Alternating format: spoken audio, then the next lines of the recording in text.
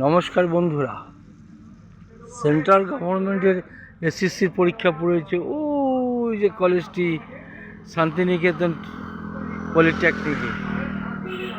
আচ্ছা, দুর্গাপুর স্টেশন থেকে প্রায় 20 কিলোমিটার এবং বাস স্ট্যান্ড থেকে প্রায় 15-16 কিলোমিটার।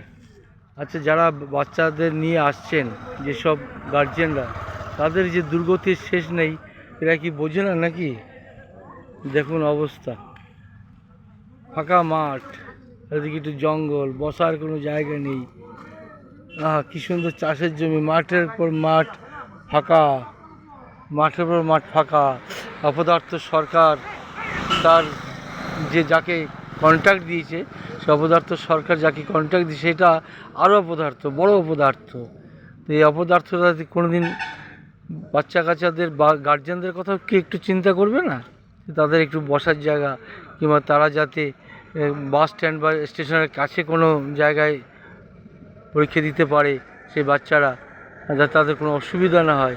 হ্যাঁ, সেটার কি একটু চিন্তা করবে না? আপনাদের কাছে অনুরোধ, ভিডিওটি শেয়ার করে সকলের কাছে পৌঁছে দেবেন, যাতে এই অপদার্থদের কানে একটু জল ঢোকে। নমস্কার।